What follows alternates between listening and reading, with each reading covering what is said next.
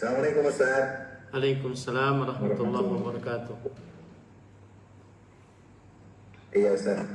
Eh, ini hostnya lagi coba masuk Ustaz, Afwan. Karena di waktu di Lampung agak mundur sholat isanya Ustaz. Baik.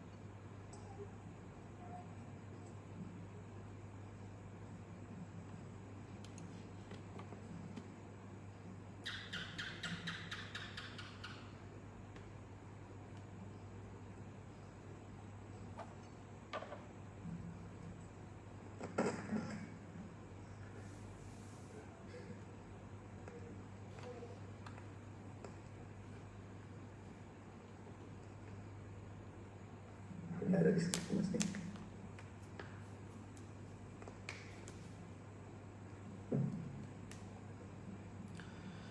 Astagfirullah.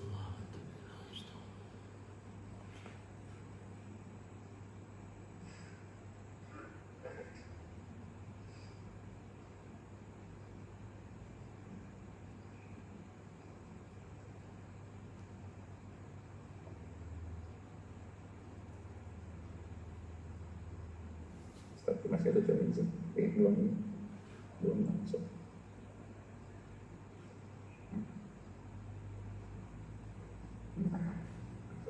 Belum.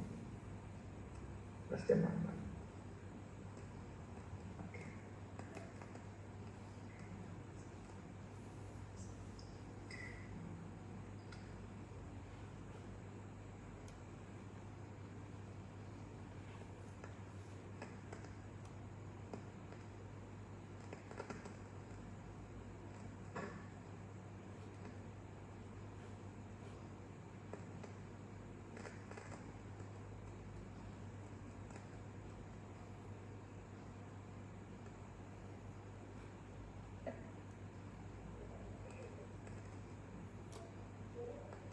Boleh Ustaz?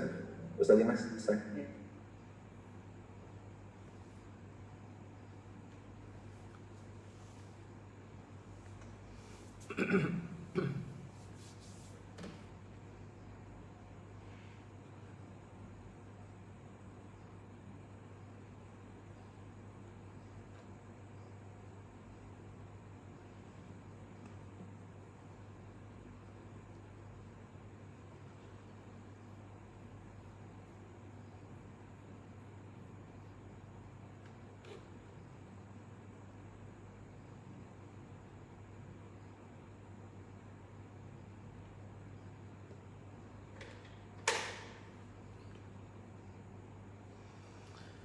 La haula wala quwwata illa billah.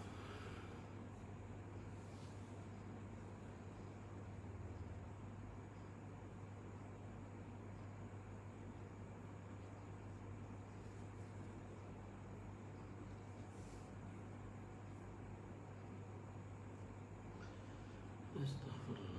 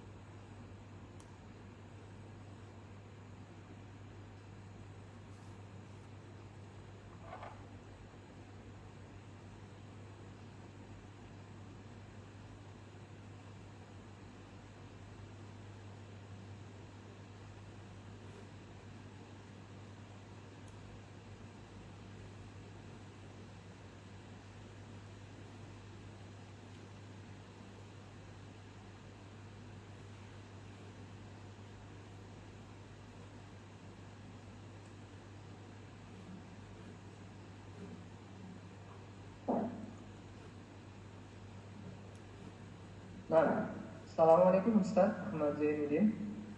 Waalaikumsalam warahmatullahi wabarakatuh. Kaifa haluka ya Ustaz? Alhamdulillah baik. Alhamdulillah bikhair. Na'am, barakallahu fiik Ustaz. Na'am, kita langsung masuk ke acara inti kita, yaitu kajian bersama Ustaz Ahmad Zainuddin langsung dari Kalimantan Selatan. Falyatafaddal mashkur. Bismillahirrahmanirrahim. Innal hamdalillah nahmaduhu wa nasta'inuhu wa nastaghfiruh wa na'udzu billahi min shururi anfusina wa sayyiati a'malina. Man yahdihillahu fala mudilla lahu wa man yudlil fala hadiya lahu. Wa ashhadu an la ilaha illallah wahdahu la syarika lahu wa ashhadu anna Muhammadan 'abduhu wa rasuluh. Ya ayyuhalladzina amanu taqullaha haqqa tuqatih wa la tamutunna illa wa antum muslimun. يا أيها الناس اتقوا ربكم الذي خلقكم من نفس واحدة وخلق منها زوجها وبث منهما رجالا كثيرا ونساء واتقوا الله الذي تساءلون به والأرحام إن الله كان عليكم رقيبا يا أيها الذين آمنوا اتقوا الله وقولوا قولا سديدا يصلح لكم أعمالكم ويغفر لكم ذنوبكم ومن يطع الله ورسوله فقد فاز فوزا عظيما أما بعد فإن أصدق الحديث كتاب الله وأحسن الهدي هدي محمد صلى الله عليه وعلى آله وسلم وشر الأمور محدثاتها وكل محدثة بدعة وكل بدعة ضلالة وكل ضلالة في النار. Alhamdulillah, kita bersyukur pada Allah Subhanahu wa taala pada hari ini, hari Jumat malam Sabtu 17 Jumadil Akhir 1442 Hijriah. Kita dimudahkan oleh Allah Subhanahu wa taala untuk duduk bersama mengkaji ayat-ayat suci Al-Qur'an dan hadis-hadis Rasul sallallahu alaihi wa ala alihi wasallam. Salawat dan salam semoga selalu Allah berikan kepada Nabi kita Muhammad sallallahu alaihi wa ala alihi wasallam, pada keluarga beliau, para sahabat serta orang-orang yang mengikuti beliau sampai hari kiamat kelak. Dengan nama-nama Allah yang husna dan sifat-sifatnya yang ulia, kita berdoa, Allahumma inna nas'aluka ilman nafi'an wa rizqan tayyiban wa amalan mutaqabbala. Wahai Allah, sesungguhnya kami mohon kepada Engkau ilmu yang bermanfaat, rezeki yang baik, dan amal yang diterima. Allahumma amin. Ahibati hafizakumullah, kaum muslimin yang saya cintai karena Allah, semoga Allah Subhanahu wa taala selalu menjaga kita. Pada kesempatan kali ini kita akan membahas tema yaitu adabul khilaf. Adab khilaf berarti dari dua kata adab dan khilaf. Kalau kita buka Kamus Besar Bahasa Indonesia, adab artinya adalah kehalusan atau kebaikan budi pekerti. Sedangkan khilaf, kalau kita buka Kamus Besar Bahasa Indonesia, adalah artinya yaitu keliru atau salah. Dan bukan ini yang dimaksud, keliru atau salah, dan bukan ini yang dimaksud dalam tema kita. Ketika kita mengangkat tema adab khilaf, berarti adab artinya kehalusan atau kebagusan budi pekerti di dalam perkara khilaf. Apa itu khilaf? Disebutkan oleh para ulama, di antaranya di dalam kitab At-Ta'rifat oleh Al-Jurjani, bahwasanya khilaf artinya secara bahasa munaza'atun tajri bainal muta'aridain, persengketaan, perselisihan yang terjadi di antara dua yang saling bertengkar atau berselisih, litahqiqi haqqin au ibtali batil, untuk mendapatkan hak atau membatalkan yang batil. Ini adalah khilaf. Adapun khilaf yang dimaksud dalam pembicaraan kita ini adalah yaitu tidak keluar dari apa yang disebutkan secara bahasa, ya, apa yang disebutkan secara bahasa. Khilaf secara istilah syariat artinya adalah adamul ittifaq fil mas'alah, tidak ada kesepakatan di dalam sebuah permasalahan. Maka yang ingin kita bahas adalah adab saat terjadi ketidaksepakatan dalam sebuah permasalahan. Makanya saya berikan tanda kurung menyikapi perbedaan pendapat di antara ulama rahimahumullah ta'ala. Berarti bagaimana budi pekerti yang baik saat terjadi tidak adanya kesepakatan dalam sebuah permasalahan di antara para ulama rahimahumullah ta'ala. Itu yang akan kita bahas, yaitu apa saja adab-adab yang baik yang dilakukan saat terjadi perbedaan pendapat di antara para ulama, ketidaksepakatan mereka di dalam sebuah permasalahan agama.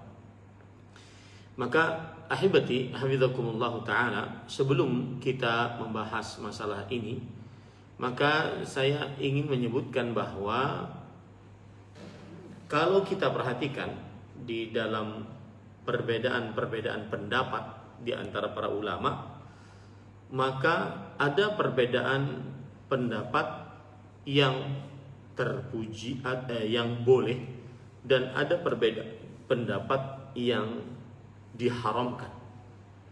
Imam Asy-Syafi'i rahimahullah ta'ala menyinggung masalah ini di dalam kitab beliau Ar-Risalah.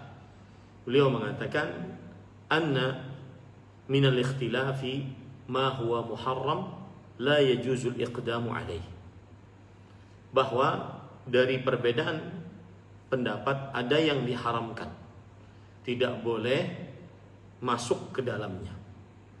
Wa minhu ma huwa jaizun mubah, dan ada yang di dalam perbedaan pendapat tersebut yang boleh. Wa kadzalika qarrara al-Jassas rahimahullah anna min al-ikhtilafi ma yujibu al-bara'ah wal 'adawah wa yahrumu al-wuluj fihi.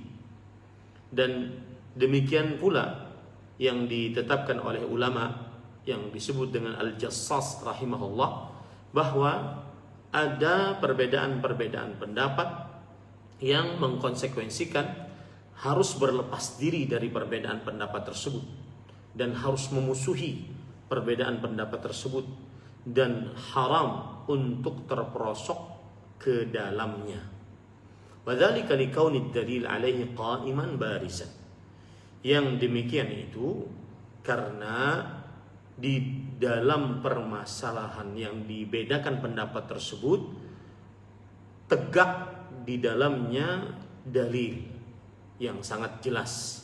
Wa minhu ma la yujibu dzalika bihaitsu tabqa ma'ahu mawaddatul iman wa ukhuwatul Islam. Dan ada yang tidak mengkonsekuensikan berlepas diri dari perbedaan pendapat tersebut. Perbedaan pendapat yang terjadi tetap di dalamnya ada kecintaan keimanan, ada di dalamnya persatuan keislaman. Nah, ini yang harus dipahami baik-baik juga, bahwa laisa kullu khilafin mu'tabara. Tidak setiap khilaf dianggap sebagai sesuatu yang mu'tabar, yang diakui. Jangan sampai nanti orang berpendapat bahwasanya boleh tidak berjilbab disebabkan karena ini khilaf di antara para ulama. Ini adalah khilaf mazmum, khilaf yang tercela. Kita harus berlepas diri dari khilaf tersebut karena ad-dalilu qa'iman barizan. Tegaknya dalil sangat jelas di dalam perkara itu. Seperti juga Jangan sampai nanti dijadikan sebagai sebuah pendapat atau dijadikan sebagai sebuah mubarrir, pembolehan tentang sesuatu perbuatan yang disyirikkan di dalam agama Islam dengan dalih ini terjadi khilaf di antara para ulama rahimahumullahu taala. Kemudian juga perbedaan-perbedaan pendapat yang tidak diperbolehkan untuk berbeda pendapat di dalamnya, karena tadi ad-dalilu qaimun barizun, dalil pada masalah tersebut tegak, ada dalam Al-Quran, hadis Rasul, dan dia jelas, dan dia sangat jelas. Maka kalau kita boleh melihat para ulama rahimahumullah ta'ala membagi khilaf menjadi dua. Yang pertama yaitu khilaf yang mazmum, yang tercela. Khilaf yang tercela. Para ikhwan yang dirahmati oleh Allah Subhanahu wa taala, khilaf yang tercela di antaranya salah satu potretnya, dan saya tidak akan masuk dalam pertemuan ini dalam khilaf yang tercela ini lebih dalam. Saya akan menyebutkan potret-potretnya saja. Mungkin nanti pada pertemuan yang akan datang. Yaitu khilaful kuffar. Perbedaan pendapat yang terjadi antara kaum muslimin dengan kaum kafirin. Maka ini adalah khilaf yang tercela. Karena orang-orang kafir menyelisihi kaum muslimin di dalam pokok dasar agama. Di dalam pokok dasar agama. Mereka tidak beriman kepada Allah. Mereka mengingkari kerasulan Nabi Muhammad SAW. Mereka mengingkari Al-Quran dan seterusnya. Maka ini khilaf mazmum. Ya, ini adalah khilaf mazmum. Allah Subhanahu wa taala berfirman, yaitu tercela maksudnya. Dalam Al-Quran surat Al-Baqarah ayat 176. Dzalika bi anna Allah nazzala al-kitaba bil haqq. Yang demikian itu karena Allah Subhanahu wa taala menurunkan Al-Quran dengan kebenaran. Wa innal ladzina ikhtalafu fil kitabi la fi shiqaqin ba'id. Sesungguhnya orang-orang yang berselisih di dalam Al-Quran, sungguh mereka benar-benar di dalam kesengsaraan yang sangat dalam, sangat jauh. Ini menunjukkan bahwasanya khilaf tercela yang dilakukan oleh orang-orang kafir, terjadi perbedaan pendapat di antara orang kafir dengan orang muslim, dan orang muslim dalam khilaf ini tidak boleh masuk di dalamnya karena ad-dalilu qaimun baris, yang artinya dalilnya tegak, berasal dari Al-Quran dan hadis Rasulullah SAW tentang kebenaran beriman kepada Allah, tentang kebenaran tauhid, tentang kebenaran kenabian kerasulan Nabi Muhammad SAW, tentang kebenaran Al-Quran sebagai penutup seluruh kitab suci. Ya, kemudian juga khilaf yang tercela adalah khilaf yang dilakukan oleh ahlul bid'ah, para pelaku-pelaku dan juga pelopor-pelopor dan juga pengajak-pengajak perbuatan bid'ah. Dan ini dari kaum muslimin. Telah terdapat pencelaan melalui lisan Rasul sallallahu alaihi wasallam akan hal ini. Bahwasanya akan terjadi khilaf di antara umat Nabi Muhammad sallallahu alaihi wasallam menjadi 73 golongan. Wahidatun fil jannah. Salah satu dari 73 tersebut di dalam surga, wahiyal jamaah, dan dia adalah al-jamaah, yaitu kesatuan kaum muslimin. Kenapa ini tercela? Karena mereka menyelisihi Al-Quran dan hadis Rasulullah SAW dan lebih mendahulukan hawa nafsu dibandingkan syariat Allah. Karena orang yang melakukan perbuatan bid'ah, mengada-ngada dalam ibadah, mengada-ngada dalam agama, dia lebih mendahulukan hawa nafsu dibandingkan mencukupkan apa yang ada dalam Al-Quran dan hadis Rasul sallallahu alaihi wasallam. Maka ini khilaf tercela. Tidak boleh seorang muslim masuk di dalamnya. Ya, masuk di dalamnya. Kemudian juga khilaf yang tercela yang ketiga adalah khilaf yang terjadi di dalam permasalahan-permasalahan yang tidak ada lapangan untuk beristihad di dalamnya. Tidak ada kesempatan untuk beristihad di dalam. Apa maksudnya? Khilaf yang di dalamnya seorang muslim tidak boleh berusaha mengambil sebuah hukum di dalamnya. Kenapa? Karena tadi ad-dalilu fiha bayyinun mansusun alaih. Dalil di dalam masalah itu jelas dan tegas. Atau di dalam masalah tersebut al-mas'alatu fiha mujma'un alaiha.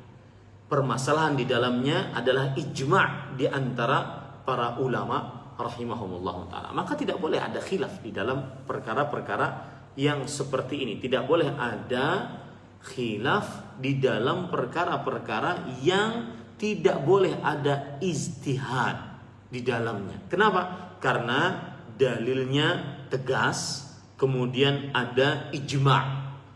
Contoh misalkan di dalam mengikuti perayaan hari raya orang kafir, maka tidak boleh ada khilaf di dalamnya. Kenapa demikian? Karena dia ijma', dinukil ijma' oleh Imam Ibnu Qayyim Al-Jauziyah rahimahullahu ta'ala di ulama abad ke-8 Hijriyah rahimahullahu ta'ala. Ini menunjukkan bahwasanya khilaf-khilaf yang tercela. Tapi kita tidak akan masuk ke dalam perkara tersebut, para ikhwan yang dirahmati oleh Allah. Saya akan sebutkan potret yang lain lagi. Jadi khilaf yang tercela adalah potret khilaf yang tercela, yaitu khilaf yang sebenarnya masalah yang diperselisihkan mungkin beristihad di dalamnya.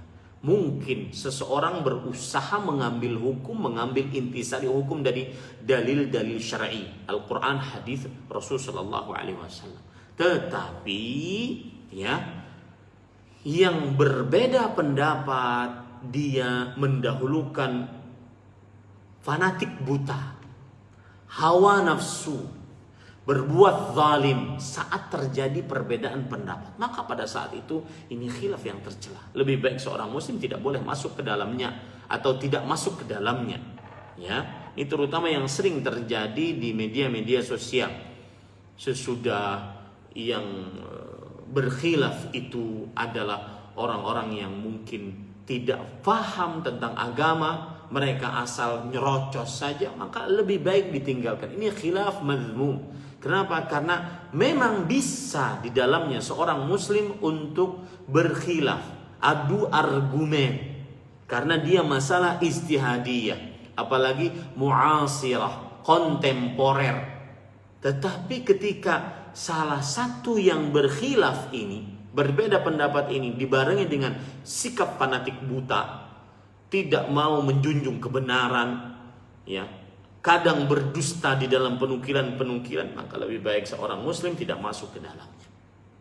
Ini ahibati hafizakumullah. Itu beberapa potret dari khilaf yang tercela. Saya akan lebih condong kepada khilaf yang mubah, yang boleh, yang lapang seorang berkhilaf di dalamnya. Ini pada ikhwan yang dirahmati oleh Allah Subhanahu wa ta'ala. Apa khilaf yang mubah atau bahasanya khilafun sa'ir, khilaf yang diperbolehkan?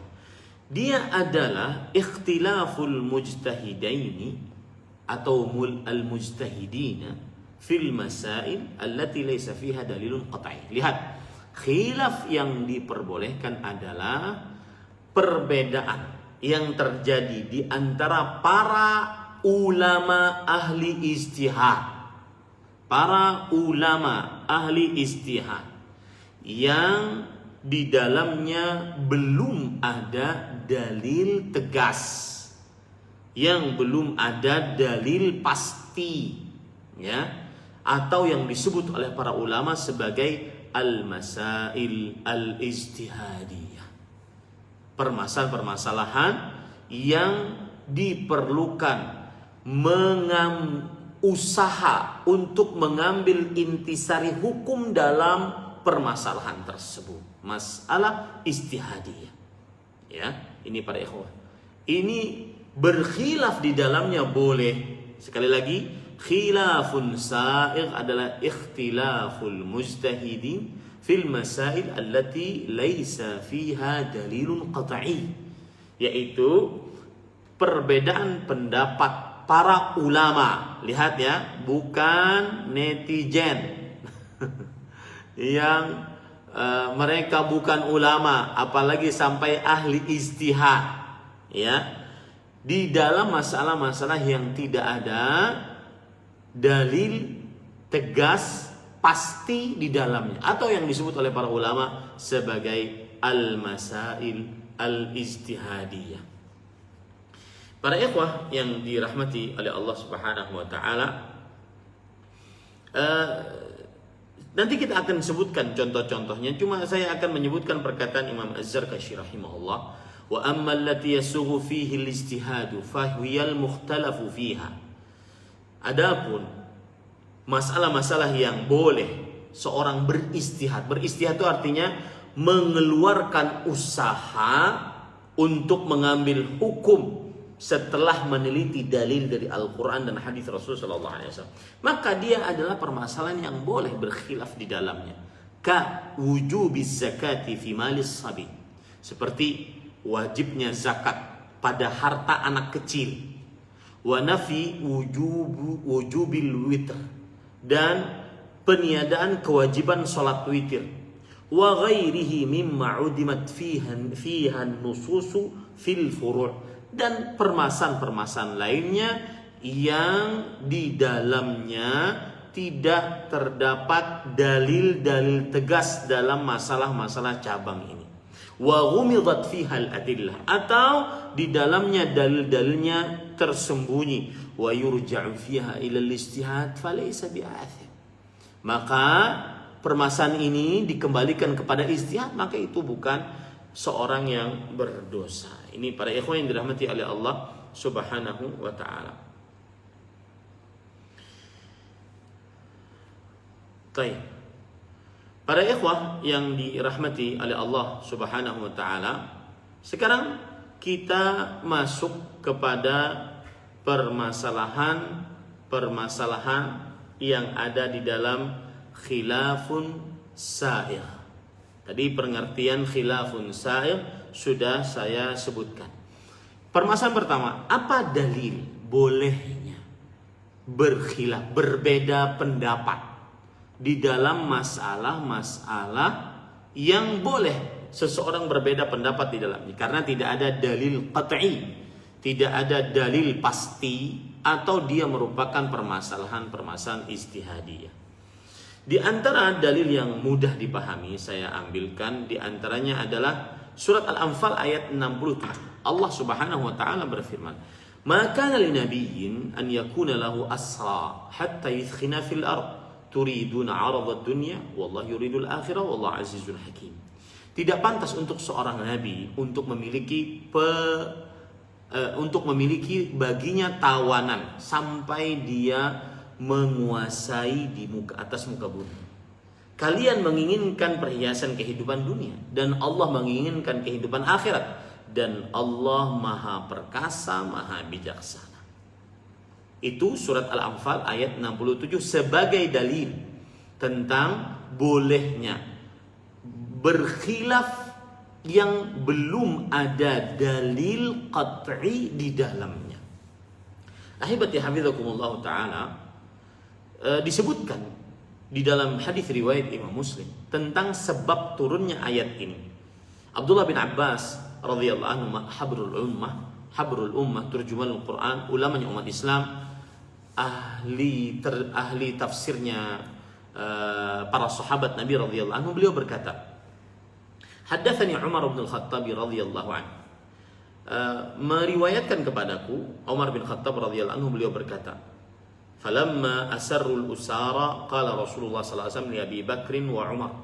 Ketika peperangan Badar, kemudian kaum muslimin mendapatkan para tawanan, Rasulullah sallallahu alaihi wasallam bersabda kepada Abu Bakar dan Umar radhiyallahu anhuma, "Ma tarawna fi haula'il usara?"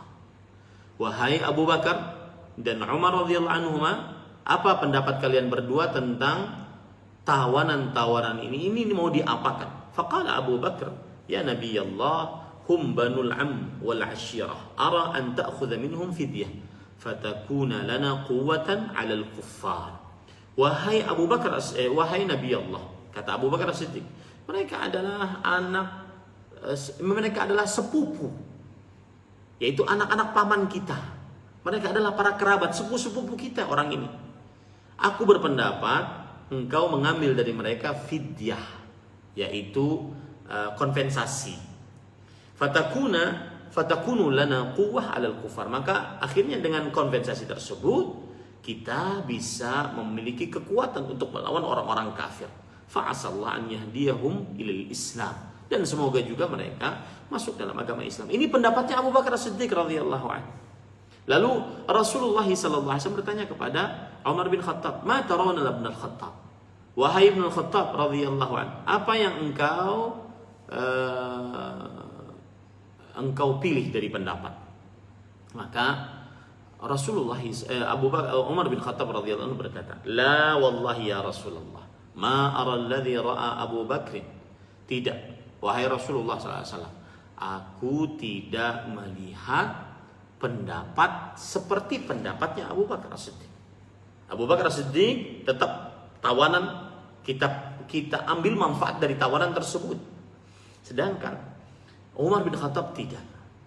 Walakinni ara an tumakkinna fanadriba a'naqah. Kata Umar bin Khattab, enggak. Biarkan di tawanan-tawanan, bebaskan kami untuk menebas leher mereka. Fatumakkin aliyan min aqil fayadriba unuqah wa tumakkinuni min fulan, ya, nasiban li Umar fa adriba unuqah fa inna haula'i a'immatul kufri wa sanadiduha. Engkau membiarkan Ali bin Abi Thalib radhiyallahu anhu memenggal lehernya Aqil. Engkau membiarkan aku memenggal lehernya si fulan. Aqil adalah keluarganya Ali bin Abi Thalib radhiyallahu anhu. Ya, fa adribu unuqah. Maka aku akan penggal lehernya. Maka mereka adalah pemimpin-pemimpin kekufuran. Mereka adalah pembesar-pembesar kekufuran. Maka Rasulullah sallallahu alaihi wasallam lebih condong kepada apa pendapat dari Abu Bakar As-Siddiq radhiyallahu anhu. Walam yahwa ma qultu, dan tidak condong kepada apa yang aku ucapkan, kata Umar bin Khattab radhiyallahu anhu. Ketika besok harinya Rasulullah sallallahu alaihi wasallam dan Abu Bakar As-Siddiq radhiyallahu anhu keduanya duduk sambil menangis. Kemudian aku berkata kepada Rasulullah SAW, "Ya Rasulullah, akhbirni min ayyi syai'in tabki anta wa sahibuk." Wahai Rasulullah sallallahu alaihi wasallam, beritahukan kepadaku, kenapa kalian berdua menangis? Kali engkau wahai Rasulullah dan sahabatmu ini. Fa in wajadtu bukaan bakaitu wa illam ajid bukaan tabakaitu libukaikumah. Kalau aku bisa merasakan sedih kalian, aku akan ikut menangis. Kalau aku tidak bisa merasakan sedih kalian, maka aku akan berusaha untuk menangis. Maka Rasulullah SAW bersabda, "Abki lilladhi arada alayya ashabuka min akhdhihimul fida. Laqad urida alayya adhabuhum adna min hadhihi syajarah. Syajaratin qaribatin min nabiyillahi sallallahu alaihi wasallam. Wa anzala Allah azza wa jal, ma kana li nabiyyin an yakuna lahu asra hatta yudkhina fil ard ila qawli fakulu mimma ghanimtum halalan tayyiba fa ahallallahu al-ghanimah lahum." Intinya Allah Subhanahu wa taala dengan surat Al-Anfal ayat 67 tadi memperingatkan Nabi Muhammad sallallahu alaihi wasallam bahwa pendapat beliau kurang tepat. Pendapat Abu Bakar Siddiq kurang tepat. Itu yang menyebabkan menangis. Maka para ikhwan yang dirahmati oleh Allah Subhanahu wa taala, ayat ini ya menunjukkan bahwasanya terjadinya ikhtilaf. Khilaf, perbedaan pendapat. Karena belum ada dalil qat'i pada saat itu. Ya. Ini tawanan mau kita apakan? Mau kita ambil manfaatnya atau kita penggal lehernya, sesuai dengan pendapat Umar bin Khattab radhiyallahu. Itu dalil dari Al-Qur'an bahwasanya boleh khilaf, ada khilaf yang sa'ir, yang diperbolehkan karena belum ada dalilun qat'iyyun alaih. Belum ada dalil yang tegas atasnya pada waktu kejadian tersebut. Baik. Kita akan lebih banyak mengambil dalil dari hadis Rasulullah SAW bahwasanya memang ada dan diperbolehkan khilaf. Ya, ingat ya, khilaf yang dimaksud khilafun sa'ir, khilaf yang diperbolehkan. Kenapa? Karena belum ada dalil syar'i atasnya.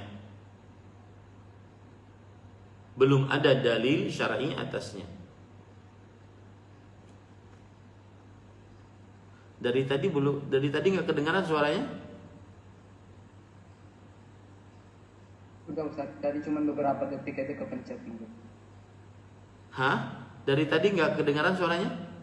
Sudah kedengaran, mungkin beberapa detik aja tadi kepencet mikrofonnya. Baik. Sudah, sekarang sudah dengar. Dari saya jelaskan dari awal nggak kedengaran suaranya? Terdengar jelas, tadi cuma beberapa detik aja deh. Baik. Saya lanjutkan. Berarti tadi dalil dari Al-Quran surah Anfal ayat 67. Ya. Itu menunjukkan bahwasanya bolehnya terjadi khilaf karena belum ada dalil qat'i atasnya. Sekarang kita lebih banyak mengambil dalil dari hadis Rasul sallallahu alaihi wasallam tentang adanya khilaf sa'ir. Perbedaan pendapat yang diperbolehkan karena belum ada dalil qat'i atasnya. Taib. Di antara dalilnya adalah yaitu hadis yang diriwayatkan oleh Imam Bukhari dan Imam Muslim dari Amr bin As radhiyallahu anhu. Beliau mendengar Rasul sallallahu alaihi wasallam bersabda, "Idza hakama al-hakimu fajtahad, thumma asaba falahu ajran, wa idza hakama fajtahad, thumma akhta'a falahu ajr." Jika seorang hakim berijtihad kemudian benar ijtihadnya, maka dia mendapatkan 2 pahala. Dan jika seorang hakim berijtihad dan dia salah, keliru, maka dia mendapatkan 1 pahala. Ahibati, hafizakumullah ta'ala. Imam Nawawi menjelaskan pada hadis ini, para ulama bersepakat bahwa hadis ini fi hakimin alimin ahlin lil hukum. Ini adalah hadis yang berkaitan dengan seorang hakim yang berilmu dan mengetahui tentang hukum. Maka jika dia di dalam hukumnya, setelah dia berusaha mengeluarkan tenaga memutuskan sebuah hukum, ternyata benar, dia dapatkan 2 pahala. Ajrul istihadi, 1 pahala untuk usahanya berusaha mencari hukum, wa ajru isabatih, dan yang kedua pahala atas kebenaran hukumnya. Jika dia salah, maka dia akan dapatkan ajru istihadihi faqat.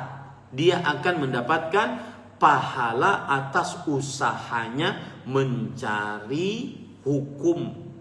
Ya, ini para ikhwan yang dirahmati oleh Allah Subhanahu wa taala. Nah, ini menunjukkan bahwasanya ada khilaf yang sa'ir yang boleh apabila belum ada dalil qat'i.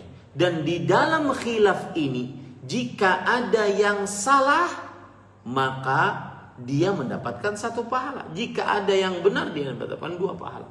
Tetapi ingat, ini bukan khilaf yang mazmum.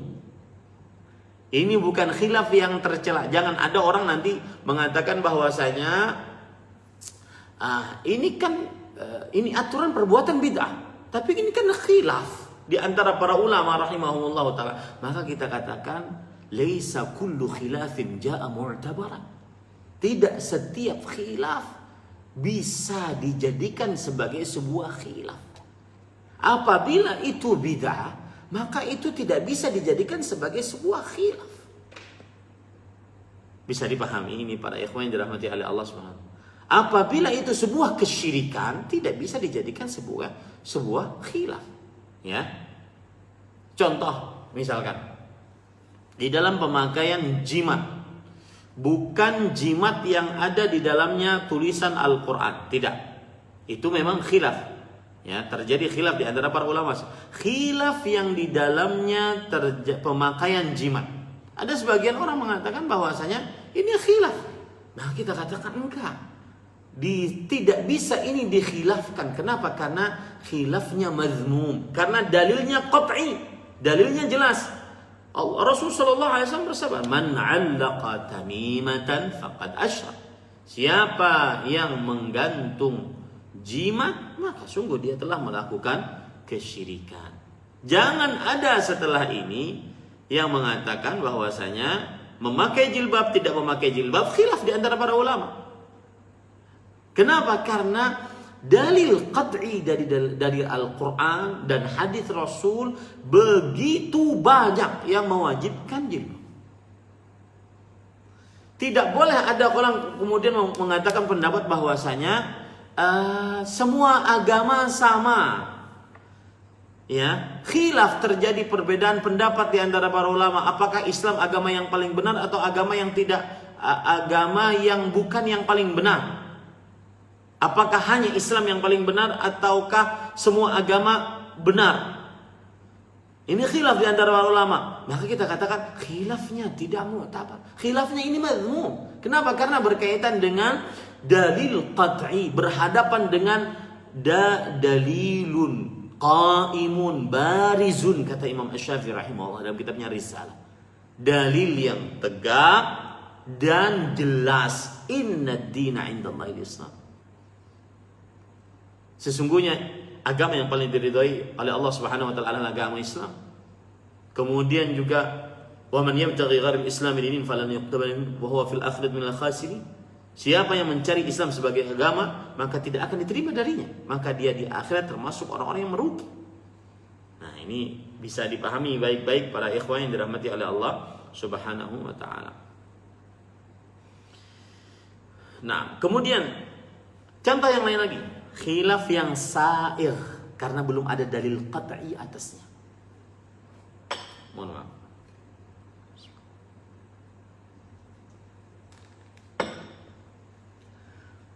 Itu hadis riwayat Bukhari dan Muslim dari Abdullah bin Umar radhiyallahu anhu bahwa pada perang Ahzab Nabi Muhammad sallallahu alaihi wasallam bersabda, perang Ahzab atau yang disebut dengan perang Khandaq, la yusalliyanna ahadun al-'asra illa fi Bani Quraidah. Janganlah sekali-kali sholat seorang pun sholat asar kecuali di Bani Quraidah. Bani Quraidah yaitu perkampungan kaum Yahudi, karena mereka akan menggempur kaum Bani Quraidah. Fa adraka ba'duhumul 'asr fi at-tariq faqala ba'duhum la nusalli hatta na'tiyaha wa qala ba'duhum bal nusalli lam yurad minna dhalik fadzukira linnabi sallallahu alaihi wasallam fa'lam yu'annif wahidan minhum. Artinya Rasulullah SAW bersabda, jangan sekali-kali sholat seorang pun sholat asar kecuali di Bani Quraidah. Itu perkampungan Bani Quraidah, perkampungan orang-orang Yahudi. Kemudian setelah berjalan, sebagian mereka mendapati sholat asar di jalan. Belum sampai ke Bani Quraidah, di jalan dapat sholat asar, waktunya sholat asar.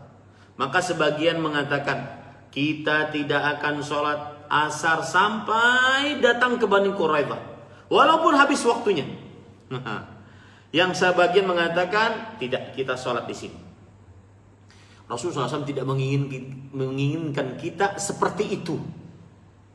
Artinya kalau kita sampai di Bani Quraidah di waktu asar, maka sholatlah asar di sana.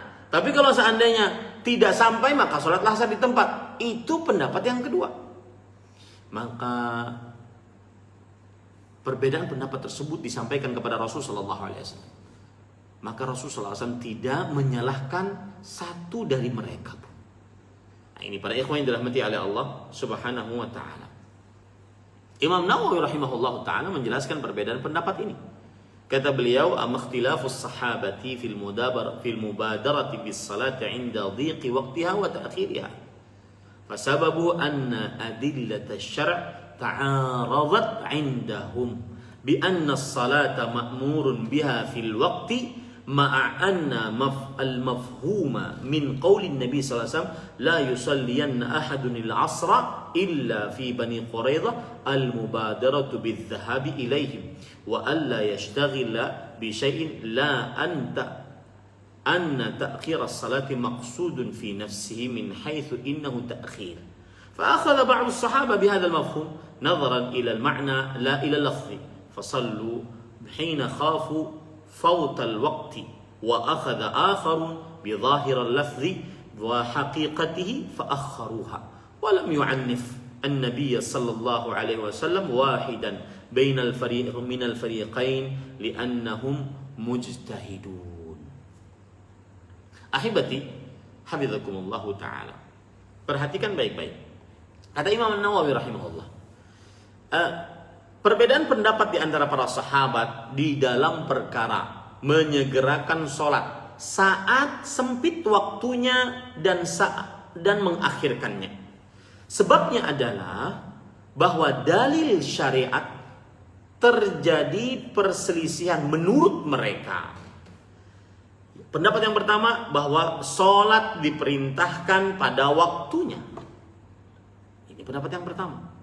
Kalau begitu meskipun Rasulullah SAW memerintahkan kita jangan sholat kecuali di Bani Quraidah, tetapi kan waktunya sempit, maka kita sholat pada waktunya. Ini pendapat yang pertama. Ini para ikhwan yang dirahmati oleh Allah Subhanahu wa taala. Sedangkan pendapat yang kedua yaitu bersegera menuju Bani Quraidah dan jangan menyibukkan diri dengan sesuatu apapun, ya. Tetapi bersegera menuju Bani Quraidah untuk sholat di sana.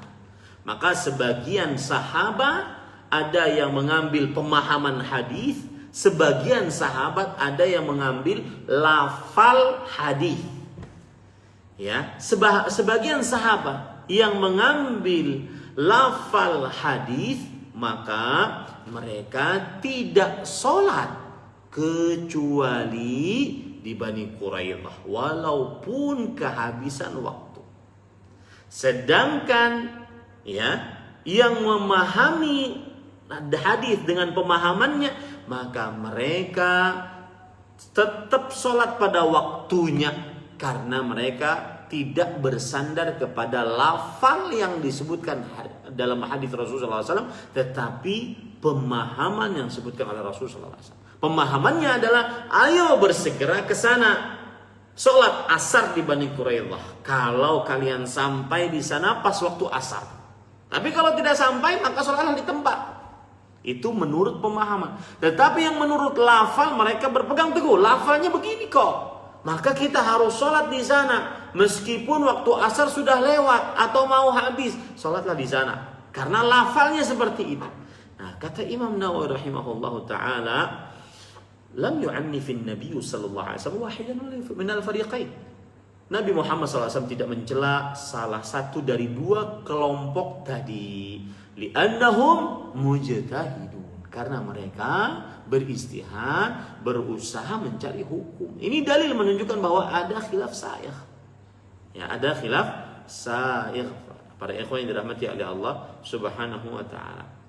Makanya Al-Hafidh Ibnu Hajar Al-Asqalani rahimahullahu taala dalam kitab beliau Fathul Bari menukil perkataan Imam Al-Qurtubi pada hadis ini, fama annafa ahadan minhum min ajli al-ijtihad al-musawwagh wal maqsad as-salih.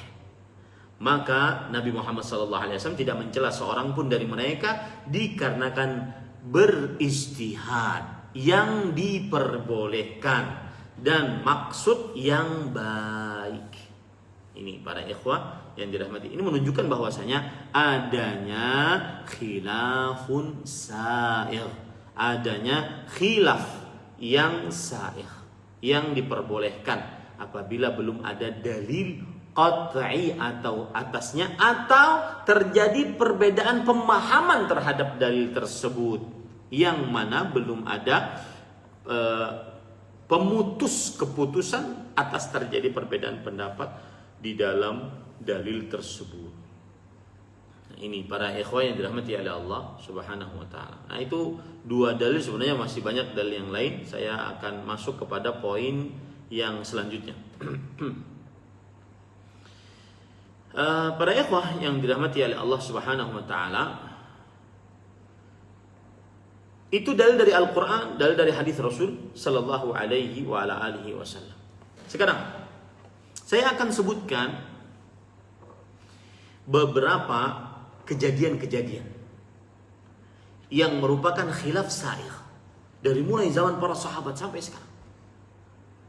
Ya, bahwasanya terjadi perbedaan pendapat di antara para ulama di dalam permasalahan yang mereka belum sepakat di dalamnya.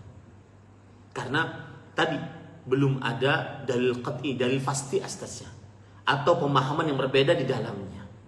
Baik. Di antaranya para ikhwan yang dirahmati oleh Allah Subhanahu wa taala,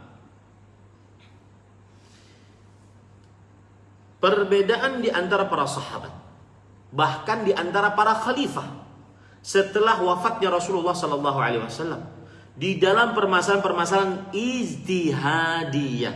Lihat ya, permasalahan-permasalahan yang belum ada dalil pasti di dalamnya, dan tidak ada seorang pun yang mengingkari perbedaan pendapat tersebut. Ya, ini pada ikhwan yang dirahmati oleh Allah Subhanahu wa taala. Ini menunjukkan bahwasanya ijma' di antara para sahabat bolehnya terjadinya khilaf sa'ikh. Ijma' di antara para sahabat bolehnya terjadinya perbedaan pendapat yang belum ada dalil qat'i di dalamnya. Di antaranya misalkan terjadi perbedaan pendapat di antara Abu Bakar dan Umar radhiyallahu anhuma tentang memerangi orang-orang murtad. Berbeda pendapat. Umar bin Khattab radhiyallahu anhu seperti biasa beliau memerangi wajib. Abu Bakar As-Siddiq tidak. Atau sebaliknya. Nah, seperti itu. Yang kedua contohnya lagi, perbedaan pendapat di antara para sahabat di dalam perkara jumlah takbir saat sholat jenazah. Ya, di dalam jumlah takbir saat sholat jenazah. Umar bin Khattab radhiyallahu anhu mengembalikan para sahabat Nabi radhiyallahu anhu kepada 4 takbir, sedangkan yang lain memperbolehkannya lebih daripada itu. Kemudian perbedaan pendapat di antara Aisyah radhiyallahu anha dengan Abu Bakar As-Siddiq radhiyallahu anhu tentang permasalahan al-mar'atu taqta'us shalah. Perempuan membatalkan salat. Ada yang satu berpendapat tidak batal, yang satu berpendapat batal, dan seterusnya. Perbedaan antara Aisyah radhiyallahu anha dengan Abdullah bin Umar radhiyallahu anhu dalam masalah bahwa mayit disiksa karena tangisan keluarganya. Terjadi perbedaan pendapat di antara dua sahabat Nabi yang mulia ini, Aisyah radhiyallahu anha dan Abdullah bin Umar radhiyallahu anhu. Terjadi perbedaan pendapat, khilaf antara Abdullah bin Mas'ud radhiyallahu anhu dengan Abu Hurairah radhiyallahu anhu tentang masalah hadis man ghassala maitan falyaghtasil wa man hamalahu falyatawadda. Siapa yang memandikan mayit maka hendaklah dia mandi. Siapa yang mengantarnya membawanya maka hendaklah dia berwudu. Terjadi khilaf di antara Abdullah bin Mas'ud radhiyallahu anhu dengan Abu Hurairah radhiyallahu anhu. Kemudian juga terjadi khilaf di antara para sahabat dalam beberapa permasalahan pembagian warisan, dan banyak sekali. Ini menunjukkan bahwasanya ijma'us sahabah ala jawazil khilafis sa'ir. Para ulama dari para sahabat berijma' bolehnya berbeda pendapat dalam khilaf sa'ir, khilaf yang mungkin berbeda pendapat di dalamnya. Ini para ikhwan yang dirahmati oleh Allah Subhanahu wa taala. Nah, sekarang kita masuk kepada poin yang paling penting. Ya, sesudah kita menyebutkan apa itu khilaf, apa itu adab khilaf, kemudian kita menyebutkan dalil dari Al-Qur'an, bolehnya ada kemudian kita menyebutkan pembagian khilaf, ada khilaf yang tercela, ada khilaf yang boleh, ya. Kemudian kita menyebutkan tentang dalil bolehnya khilaf yang boleh. Ya, dalil dari Al-Qur'an, dalil dari hadis Rasul, dalil dari para sahabat Nabi radhiyallahu anhum. Sekarang, apa saja batasan-batasan, rambu-rambu dalam khilaf sa'ir? Artinya, ini permasalahan disebut sebagai khilaf sa'ir atau disebut sebagai khilaf mazmum. Khilaf yang boleh orang berbeda pendapat di dalamnya, atau khilaf yang tidak boleh orang berbeda pendapat di dalamnya. Maka para ikhwan yang dirahmati oleh Allah Subhanahu wa taala, kita akan bagi permasalahan ini, batasan-batasan ini berdasarkan 2 poin. Yang pertama yaitu pelaku khilaf. Ya, yang pertama adalah pelaku khilaf tersebut. Kita lihat orangnya yang berkhilaf ini. Ya, batasan-batasannya apa saja yang sudah disebutkan oleh para ulama rahimahumullah taala. Yang pertama, yang boleh berkhilaf adalah ahlul ijtihad al-mutlaq atau ijtihad al-juz'i. Para ulama yang alim masuk derajat ahli ijtihad, baik secara mutlak benar-benar menguasai atau sebagiannya. Ini pelaku khilaf yang boleh. Ya, kalau kita lihat dari sisi pelakunya, pelaku khilaf yang boleh. Kalau kita lihat dari sisi pelakunya, ini ahibati hafizakumullah ta'ala.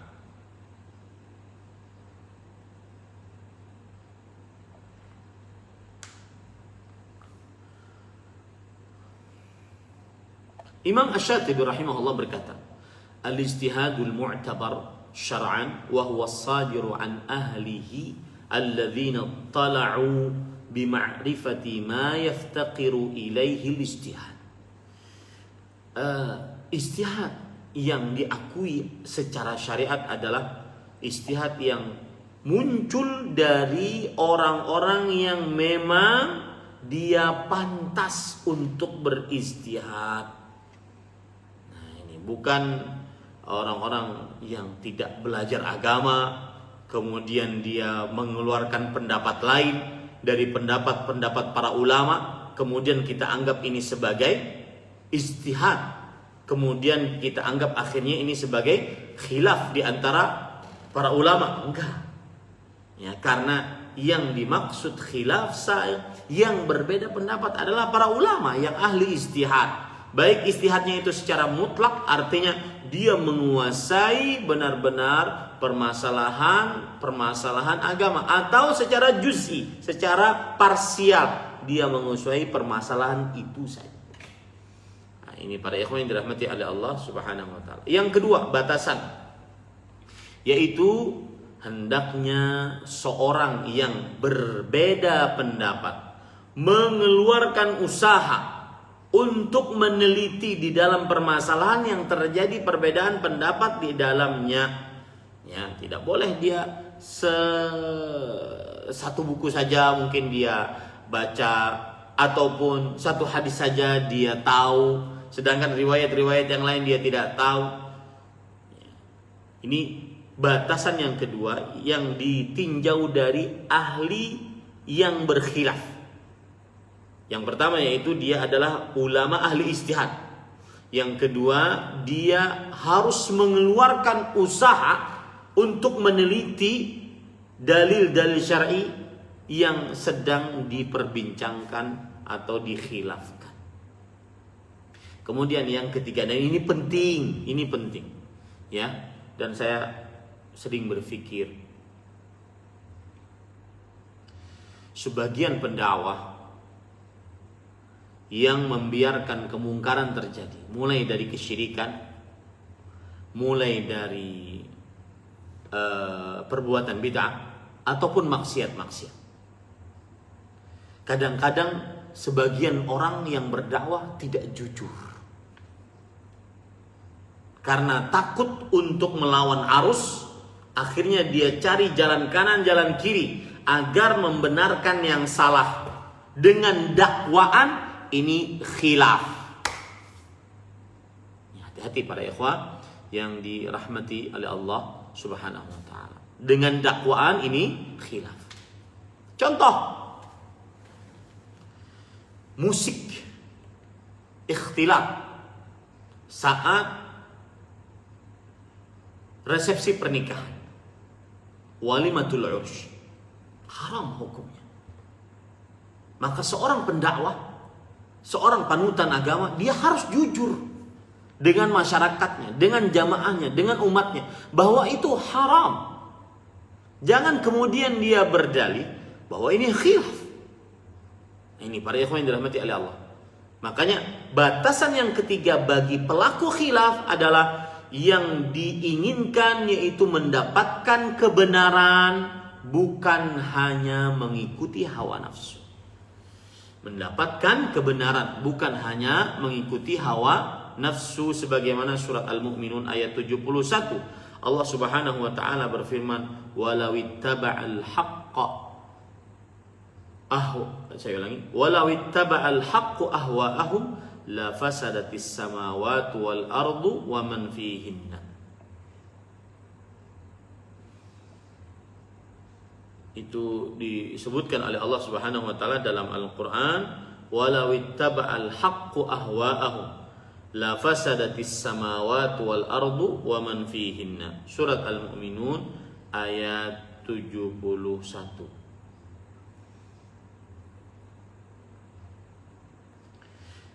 Andai kata kebenaran itu menuruti hawa nafsu mereka, pasti binasalah langit dan bumi ini. Ya, pasti binasalah langit dan bumi ini. Ini para ikhwah, hati-hati. Dan saya ingin berpesan di sini. Kalau ada ajakan, tinggalkan Al-Quran, tinggalkan ayat, tinggalkan hadis, tinggalkan fikih, tinggalkan tauhid. Pakai akal. Maka ketahui baik-baik, kata Imam Az-Zahabi rahimahullah, orang yang mengajak seperti itu sebenarnya dia bukan mengajak kepada akal, tetapi mengajak kepada hawa nafsu.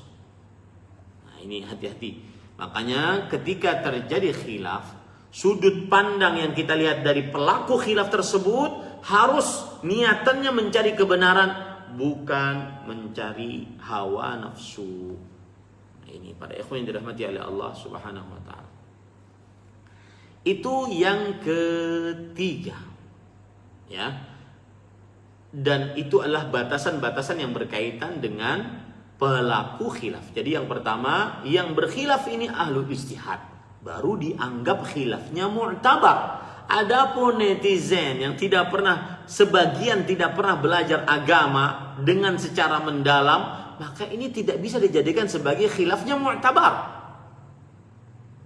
Kemudian yang kedua, yaitu khilafnya tersebut adalah di dalam pelaku khilaf harus berusaha meneliti dalil Al-Quran, hadis Rasul Sallallahu Alaihi Wasallam, sehingga bisa mengeluarkan pendapat hasil usaha mendalam dalam sebuah permasalahan yang dikhilafkan. Ini baru khilafnya mu'tabar. Ya, ini para ikhwan. Contoh misalkan khilaf yang seseorang boleh berbeda pendapat di dalamnya, mu'tabar, sa'ir, kunut subuh, khilaf sa'ir di antara para ulama dari mulai semenjak dahulu. Nah, ini para ikhwan yang dirahmati oleh Allah Subhanahu wa taala. Yang ketiga adalah tadi yang dituju dari khilaf tersebut adalah kebenaran, bukan hanya mengikuti hawa nafsu, fanatik buta, fanatik kelompok, mazhab dan semisal. Sekarang yang kedua, batasan-batasan yang berkaitan dengan permasalahan yang dikhilafkan. Apakah semua permasalahan yang terjadi khilaf kemudian bisa dijadikan sebagai permasalahan yang dikhilafkan? Nah, maka ini para ikhwan yang dirahmati oleh Allah Subhanahu wa taala, yang pertama, batasan yang berkaitan dengan permasalahan yang dikhilafkan adalah bahwa belum ada dalil khusus yang jelas dalam masalah yang sedang dibedai pendapat di dalamnya. Lihat bahasanya, an yu'damad dalilul khasus sarih. Tidak ada dalil yang khusus yang jelas di dalamnya. Ini baru dianggap khilafnya sa'ir. Ini para ikhwan dirahmati oleh Allah Subhanahu wa taala.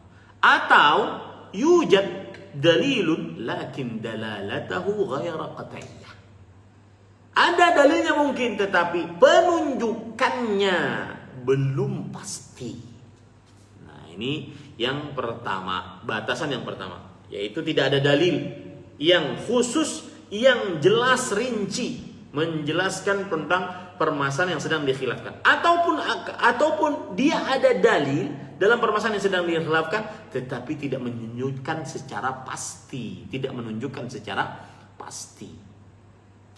Kemudian yang kedua, batasan yang berkaitan dengan khilaf sa'ir, yang berkaitan dengan permasalahan-permasalahan yang dibicarakan, yaitu khilaf yang dibedakan pendapat di dalamnya jangan sampai menyebabkan terjadinya perpecahan di antara kaum muslimin, terjadinya persengketaan di antara kaum muslimin, kezaliman di antara kaum muslimin. Nah, ini tidak diperbolehkan. Ya, para ikhwan yang dirahmati oleh Allah Subhanahu wa taala. Nah, para ikhwan yang dirahmati oleh Allah Subhanahu wa taala, saya kemudian akan menyebutkan contoh-contoh khilaf sa'ir, khilaf yang diperbolehkan di dalam masalah-masalah tertentu, baik masalah akidah ataupun masalah fikih. Masalah akidah ataupun permasalahan fikih. Ini para ikhwan yang dirahmati oleh Allah Subhanahu wa taala.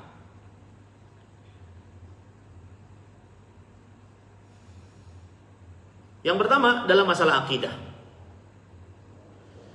Perbedaan pendapat di antara para sahabat tentang apakah Nabi Muhammad sallallahu alaihi wasallam melihat Tuhannya di dunia. Ya, melihat Tuhannya atau tidak di dunia. Maka para ikhwan yang dirahmati oleh Allah Subhanahu wa taala, Aisyah radhiyallahu anha mengatakan tidak mungkin, mengingkari Rasul sallallahu alaihi wasallam melihat Tuhannya dengan mata kepalanya langsung. Ini para ikhwan yang dirahmati oleh Allah Subhanahu wa taala. Kata Aisyah radhiyallahu anha, laqad qaffa sya'ri mimma qult. Sungguh telah hampir tercabut rambutku dari apa yang engkau ucapkan. Man haddatsaka anna Muhammadan sallallahu alaihi wasallam ra'a rabbahu faqad kadzab. Siapa yang berbicara kepadamu bahwa Muhammad sallallahu alaihi wasallam telah melihat Rabbnya, maka sungguh dia telah dusta. Nah, ini para ikhwan yang dirahmati oleh Allah Subhanahu wa taala. Dan yang berpendapat seperti pendapatnya Aisyah radhiyallahu anha juga Abdullah bin Mas'ud, Abu Hurairah radhiyallahu anhu. Ya, tidak mungkin akan bisa melihat Allah Subhanahu wa taala di dunia. Sedangkan Abdullah bin Abbas mengatakan, iya, Nabi Muhammad SAW bisa dilihat di dunia, ya, dengan mata kepalanya ketika beliau melakukan Isra dan Mi'raj. Nah, ini para ikhwan yang dirahmati oleh Allah Subhanahu wa taala. Ini khilaf di antara para sahabat tentang masalah akidah, dan khilafnya sa'ir.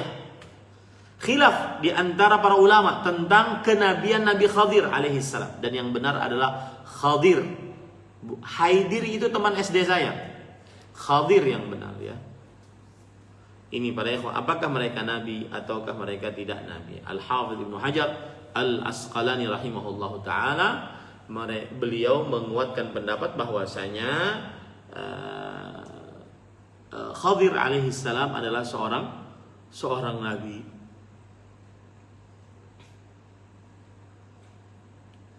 Nah, kemudian para ikhwah, Contoh khilaf sa'ir dalam masalah-masalah fikih, masalah-masalah amaliyah fikhiyah, praktek-praktek ibadah fikih.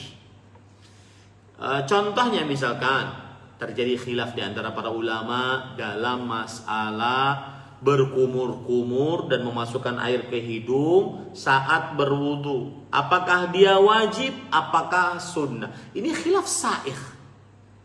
Ya, karena tadi belum ada dalil qat'i pasti secara khusus menyebutkan akan hal itu. Nah, artinya belum ada penegasan dari Rasulullah SAW. Kemudian khilaf yang kedua yaitu hukum urutan wudu. Hukum urutan anggota wudu. Apakah dia wajib urutannya ataukah dia hanya dianjurkan? Artinya yang pertama kan wajah, kemudian kedua tangan sampai siku, kemudian mengusap rambut kepala, kemudian telinga, kemudian baru kaki. Apakah ini urutan? Ya, urutan ini wajib atau hanya dianjurkan? Kemudian juga permasalahan fikih amaliyah lainnya yaitu apakah batal wudu memakan daging onta. Ini khilaf di antara para ulama.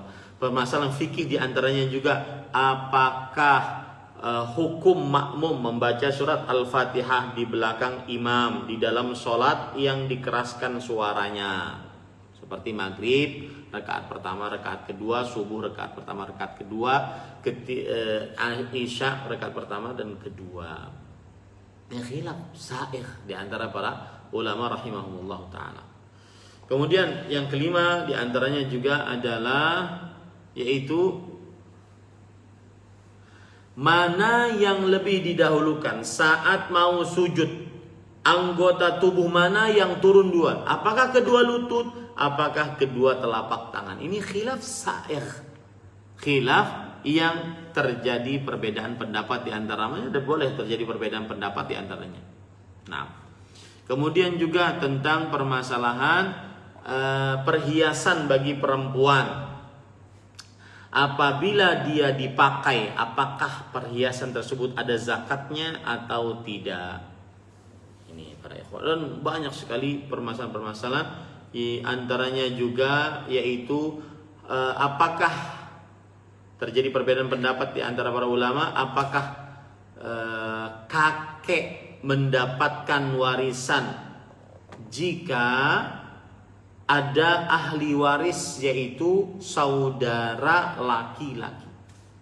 Jadi begini, ada mayit meninggal, kemudian ada bapaknya sudah meninggal, ada kakeknya masih hidup. Kemudian mayit ini punya saudara laki-laki. Apakah kakek dapat 1/6 ya ketika saudara-saudara laki-laki si mayit ini masih hidup atau tidak? Apakah dia disamakan dengan bapak atau tidak? Ini khilaf di antara para ulama dan dia adalah khilaf sa'ir. Contoh yang lain, masalah istihadiyah mu'asirah kontemporer, yaitu fotografi. Apakah dia boleh ataukah dia terlarang, termasuk di dalam hadis menggambar atau tidak, dan contoh-contoh yang begitu banyak. Kemudian para ikhwan yang dirahmati oleh Allah Subhanahu wa taala, sekarang bagaimana sikap kita? Nah, ini yang paling utama. Ini poin terakhir. Bagaimana sikap kita agar bisa berhadapan dengan para ulama yang berbeda pendapat. Sikap yang paling bijak bagaimana? Ini para ikhwan yang dirahmati oleh Allah Subhanahu wa taala. Baik.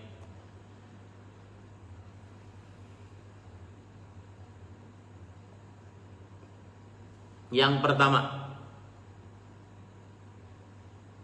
apabila terjadi perbedaan pendapat di antara para ulama, maka harus dipahami baik-baik bahwa perbedaan pendapat di antara para ulama tidak bisa dijadikan sebagai sandaran hukum untuk melaksanakan atau meninggalkan. Ini penting sekali. Laisa al-ikhtilafu hujjatan, kata Imam Asy-Syatibi Al-Khattabi rahimahullah. Laisa al-ikhtilafu hujjah. tidak semua khilaf kemudian dijadikan sebagai sandaran hukum. Seperti contoh, wah itu arti jilbab saja para ulama berbeda pendapat. Ya, arti jilbab saja para ulama berbeda pendapat. Berarti tidak usah kita bicarakan ini, biarkan yang pakai jilbab, terlihat rambutnya, yang pakai cadar, khilaf di antara ulama. Ini tidak bisa. Laisal ikhtilafu hujjatan. Khilaf tidak bisa dijadikan sebagai hujjah, alasan hukum syar'i untuk apa? Untuk menjadi sandaran hukum untuk melakukan atau meninggalkan. Ini bisa harus dipahami para ikhwah yang dirahmati oleh Allah Subhanahu wa taala. Dan para ulama mengatakan, di antaranya Imam Ibnu Abdul Bar di dalam kitab beliau Jami'u Bayanil Ilmi wa Fadlih. Beliau mengatakan al-ikhtilafu laysa bihujjah 'inda ahadin alimtuhu min fuqaha'il ummah illa man la basara lah wala ma'rifata indah wala hujjata fi qawlih. Khilaf itu bukan sandaran hukum. Ingat itu baik-baik ya.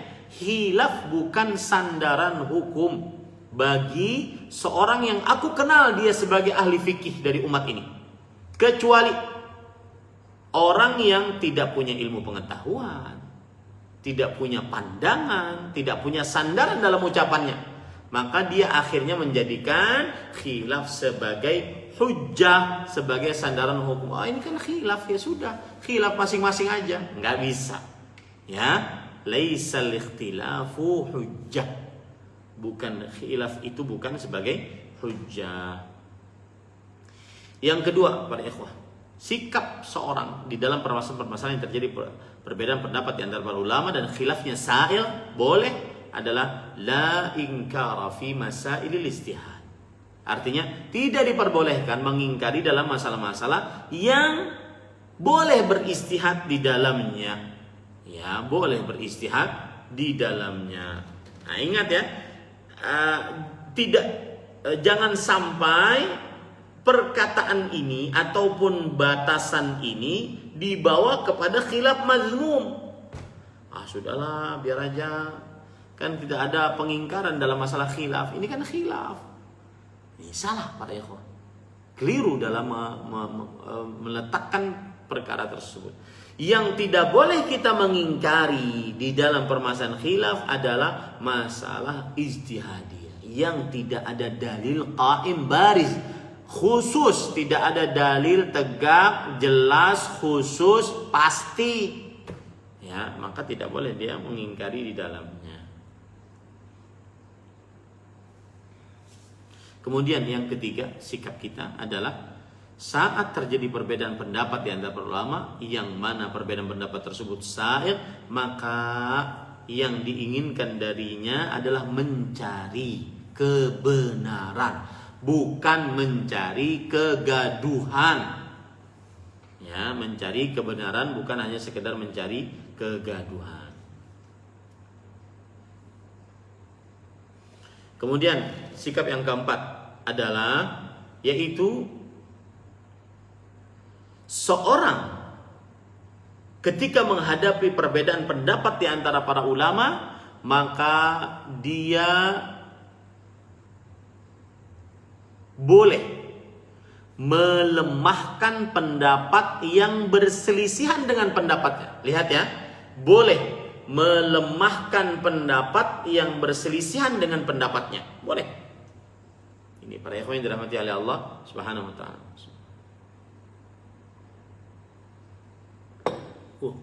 Ini ngomong-ngomong sampai jam berapa ini? Karena di sini sudah hampir setengah 11. Allahu akbar. Nah. Biasanya sampai jam 9 lebih 10 atau 15. Taib, kalau begitu para ikhwan yang dirahmati oleh Allah Subhanahu wa taala, saya sebutkan secara cepat.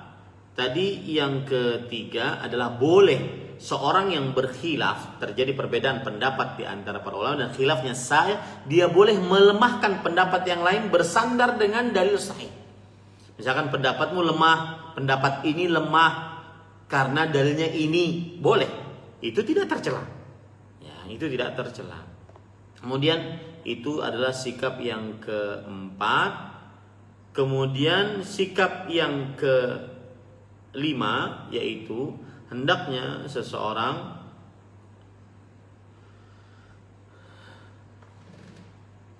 tidak membatalkan sebuah hukum yang dibangun di atas ucapan ini.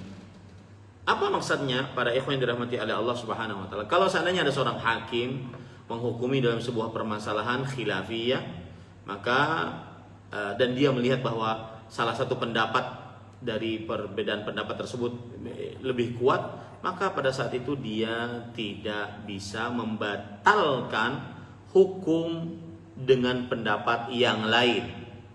Ya, kenapa? Karena dia melihat pendapat ini yang lebih kuat. Wallahu a'lam.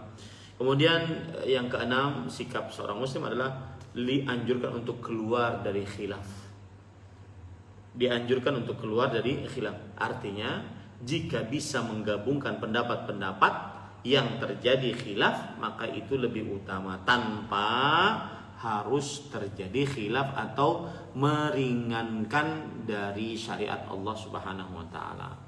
Nah, ini yang kita bisa sampaikan. Allahu a'lam. Masih ada waktu, mohon maaf, 5 menit atau 10 menit kita kasih pertanyaan. Nah, silakan bagi para hadirin yang ingin bertanya, silakan sampaikan chatnya kepada kami, ya, agar kami bisa membacakan. Nah, Ustaz, ada pertanyaan.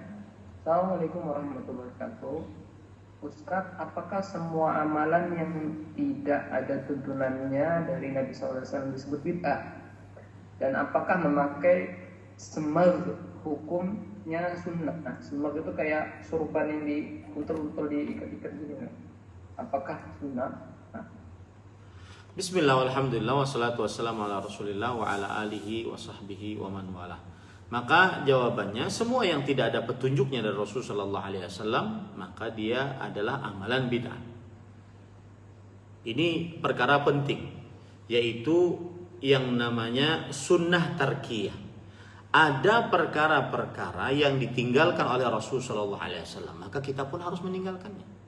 Jangan menganggap bahwasanya ini boleh dikerjakan. Kalau seandainya Nabi Muhammad SAW hidup, maka niscaya beliau akan mengerjakannya. Nah, kita katakan, wa ma adrak, dari mana engkau tahu? Maka apa yang ditinggalkan oleh Rasulullah SAW berarti bukan petunjuk dari beliau, maka kita juga wajib meninggalkannya. Itu disebut dengan sunnah tarkiyah. Sunnah tarkiyah, artinya Nabi Muhammad SAW mensunnahkannya untuk meninggalkannya. Seperti saya beri contoh, yaitu mentransfer pahala, bacaan Al-Quran, bacaan surat Yasin, bacaan salawat, bacaan tahlilan kepada orang yang sudah meninggal. Nabi Muhammad SAW tidak mengerjakannya sampai akhir hayat beliau. Selama 23 tahun beliau meninggal, beliau menjadi nabi dan rasul, dan sebelum beliau banyak keluarga beliau yang meninggal, para sahabat yang meninggal, tetapi beliau belum pernah mengerjakannya. Yang menunjukkan bahwasanya hal tersebut belum disyariatkan, padahal ada dawai, ada sebab-sebab yang bisa beliau mengerjakannya, dan tidak ada yang menghalangi beliau untuk mengerjakannya. Maka tetapi beliau tidak kerjakan sampai akhir hayat beliau, menunjukkan bahwasanya itu adalah sunnah tarkiyah, yaitu kesunahan yang mana beliau meninggalkannya. Maka tidak berhak kita sebagai umatnya untuk mengerjakannya, karena Nabi Muhammad SAW meninggalkannya. Nah, wallahu a'lam. Kemudian pertanyaan yang kedua tadi tentang apakah memakai simal itu adalah sunnah Rasul sallallahu alaihi wasallam. Maka jawabannya tidak. Tetapi Rasulullah sallallahu alaihi wasallam beliau senantiasa memakai pakaian seperti pakaian kaumnya. Maka apabila seseorang sekarang memakai surban atau memakai surban yang putar-putar di kepala atau memakai simak seperti ke orang Arab Saudi dan yang semisalnya dari orang-orang Timur Tengah di zaman sekarang, maka jika dia memakainya itu karena ingin mencontoh Rasulullah SAW menutup kepala karena kecintaannya kepada Rasulullah SAW, maka dia akan mendapatkan pahala dari sisi cintanya, bukan karena dianggap memakai simak adalah sunnah Rasul Sallallahu Alaihi Wasallam. Paham ini? Nah, ada yang ingin bertanya langsung dari Umur, silakan Umur.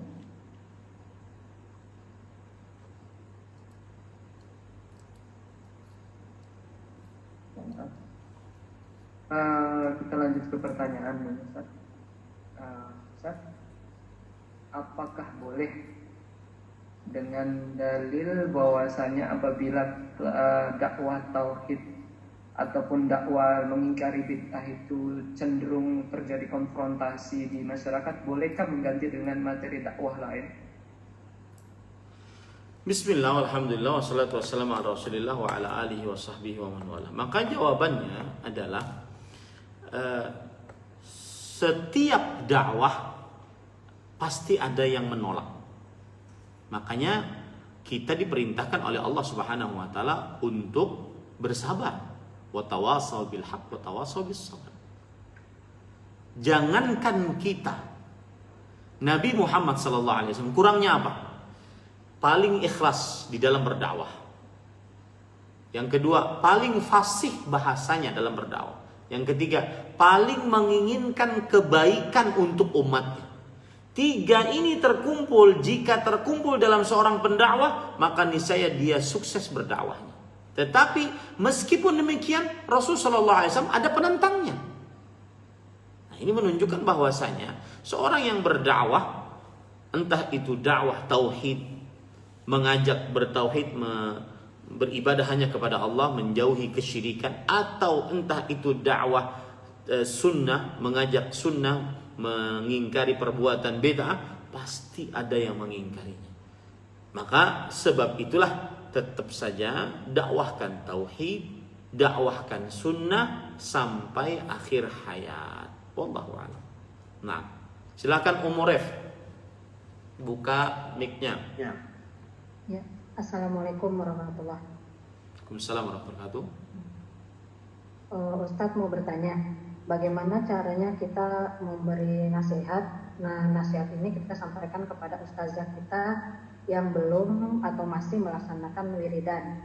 Nah, ketika disampaikan bahwa ini tidak ada contohnya dari Rasulullah, kemudian beliau mengatakan bahwa ini kan perbuatan baik. Nah, beliau mengatakan seperti itu. Nah, ketika beliau menjawab seperti itu, saya tidak bisa lagi membalasnya karena kan saya muridnya gitu. Tapi nah itu seperti itu, apakah ditinggalkan atau didoakan sih pasti insya Allah. Cuman apakah bagaimana caranya seperti itu Ustaz, menasihati ustazah kita yang masih melaksanakan hal-hal bid'ah begitu.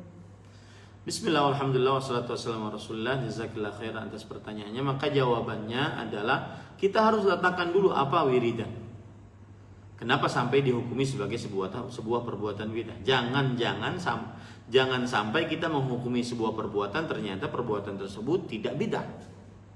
Apa dulu wiridannya? Kalau seandainya yang dimaksud wiridannya adalah misalkan setelah selesai sholat, kemudian imam, ustazah ini menjadi imam, kemudian berwirid bersama-sama dengan dikomandoi oleh si ustazah ini, maka jawabannya iya, itu belum ada contohnya dari Rasul sallallahu alaihi wasallam. Karena para sahabat Nabi radhiyallahu anhu, mereka setelah selesai sholat, mereka beristighfar sendiri-sendiri, kemudian membaca kalimat tauhid sendiri-sendiri, kemudian membaca zikir sendiri-sendiri. Belum ada contohnya dari Rasul SAW dipimpin oleh Rasul SAW secara komando, dipimpin satu orang kemudian diikuti oleh para sahabat Nabi radhiyallahu anhu.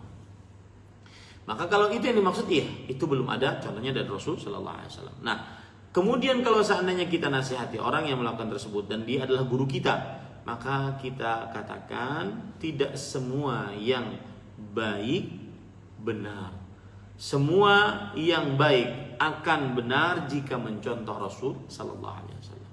Tetapi saya nasihatkan kepada jamaah, apabila mencari seorang guru, maka carilah yang benar-benar dia melaksanakan sunnah Rasul sallallahu alaihi wasallam dan menjauhi perbuatan bid'ah.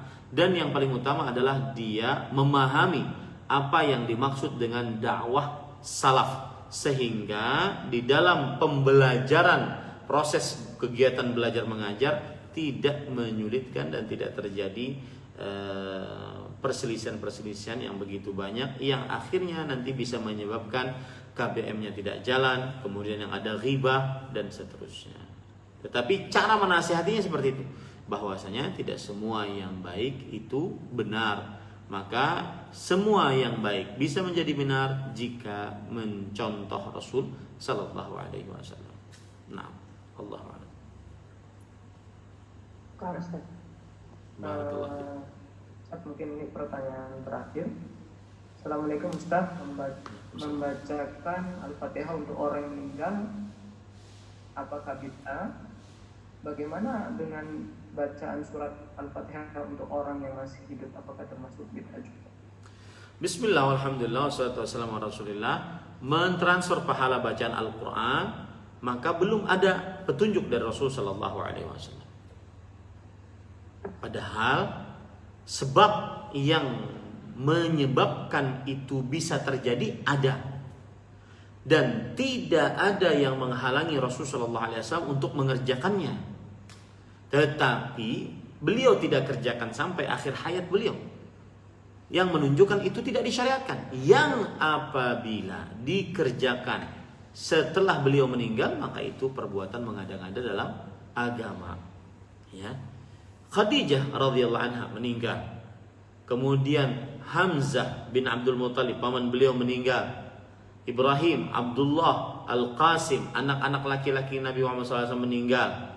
Kemudian Zainab, Ummu Kulthum, Ruqayyah, anak-anak perempuan Rasulullah SAW meninggal. Tidak ada satu riwayat pun yang menjelaskan bahwa Nabi Muhammad SAW mengirimkan, mentransfer pahala pembacaan surah Al-Fatihah ila ruhi Khadijah radhiyallahu anha Al-Fatihah, thumma Al-Fatihah, wa kadzalika Al-Fatihah. Enggak ada. Ya, maka pada saat itu kita berpendapat bahwa hal tersebut tidak disyariatkan karena Rasulullah SAW meninggalkannya. Kemudian kalau orang berdalil ini kan baik, maka kita katakan tidak semua kebaikan bisa dikerjakan. Kebaikan bisa dikerjakan dengan mencontoh Rasulullah SAW, dan itulah konsekuensi dari syahadat asyhadu anna Muhammadan Rasulullah. Salah satu konsekuensinya adalah tidak beribadah kepada Allah kecuali dengan yang disyariatkan oleh Allah Subhanahu wa taala. Wallahu a'lam. Ini kira-kira yang bisa saya sampaikan, dan semoga bisa dipahami baik-baik permasalahan tadi. Dan begitulah cara menyikapi perbedaan pendapat di antara para ulama. Ternyata tidak semua perbedaan pendapat bisa dianggap sebagai perbedaan pendapat yang diperbolehkan. Karena kalau seandainya semua perbedaan pendapat dibolehkan, maka akan hancur agama ini. Ya, seorang berbeda pendapat, ulama satu berbeda pendapat dengan ulama yang lain dalam permasalahan adanya Allah. Maka kalau begitu, kalau itu perbedaan pendapat diterima, maka berarti kita meragukan tentang keberadaan Allah Subhanahu wa taala. Nah, semoga yang disampaikan bermanfaat. Kita cukupkan. Wa sallallahu nabiyana Muhammad walhamdulillahirabbil alamin. Wassalamualaikum warahmatullahi wabarakatuh. Jazakallahu khairan Ustaz yang telah menyampaikan kajian pada kesempatan malam ini. Semoga Allah Subhanahu wa taala membalas jasa-jasa beliau, dan semoga Allah mempermudah kita semua untuk memasuki surga yang penuh dengan nikmat. Mari kita tutup kajian online kita pada kesempatan yang mulia ini dengan membaca doa kafaratul majelis. Subhanallahumma wa bihamdika asyhadu an la ilaha illa anta astaghfiruka wa atubu ilaik. Assalamualaikum warahmatullahi wabarakatuh. Waalaikumsalam warahmatullahi wabarakatuh. Jazakallahu khair, barakallahu fiik. Ya.